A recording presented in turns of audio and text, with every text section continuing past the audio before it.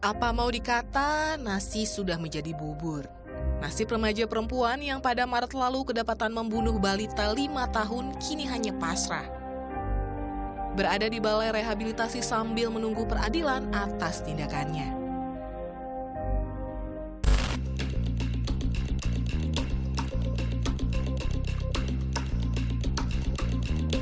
Tiga bulan berlalu setelah kasus pembunuhan itu terungkap, saya mendatangi permukiman remaja perempuan tersebut. Di satu daerah sekitar Jakarta Pusat, lingkungan tempat tinggal pelaku tampak normal. Seakan tak pernah terjadi kehebohan dari suatu peristiwa keji yang telah terjadi.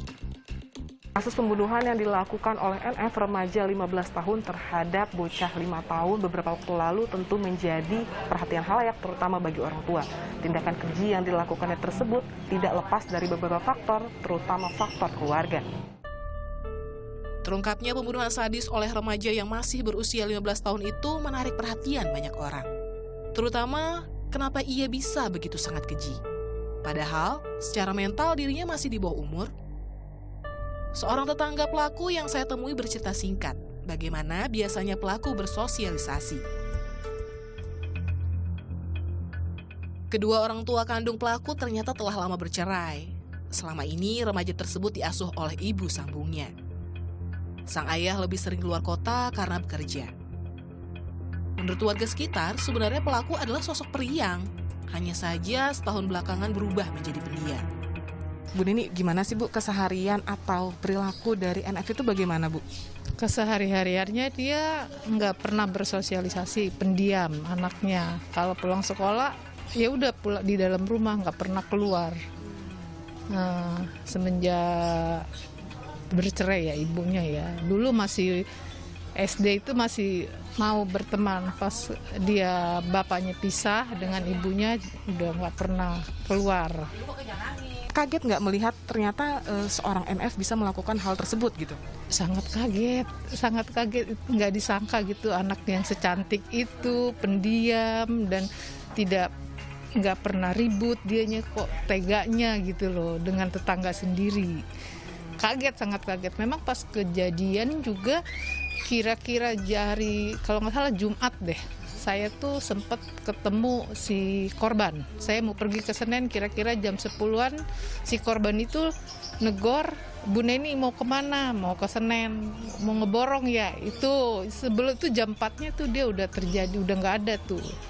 Nah saya pun pulang dari Senen, duduk depan rumah si korban, sama tetangga, sama temen sebelah rumah korban ngobrol. Terus saya bilang gini, nggak ada tukang kredit ya, aku bilang gitu. Itu keadaan rumah si pelaku tertutup.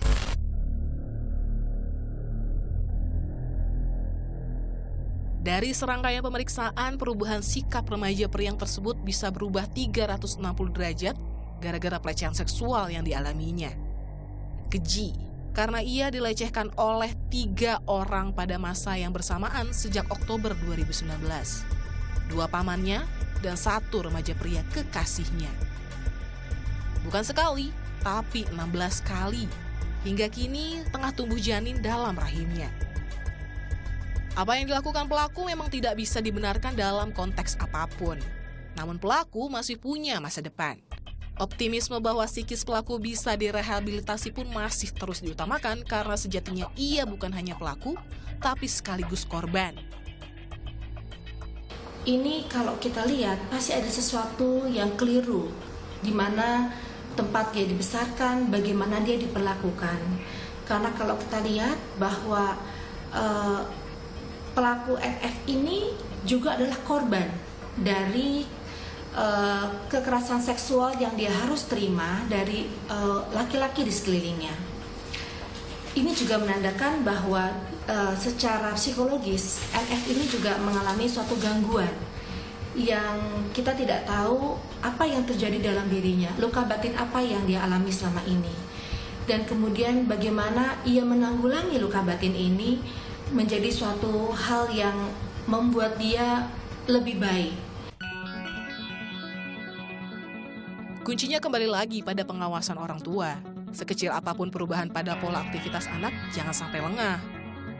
Karena bagaimanapun tak ada anak yang salah.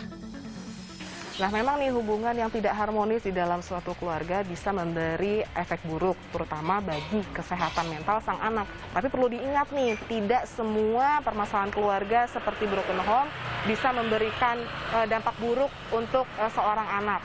Makanya diperlukan nih intensitas yang erat antara orang tua dan anak agar tindakan yang tidak terpuji tidak akan terjadi. Lucy Oloan, Bagus Darmawan melaporkan untuk NET.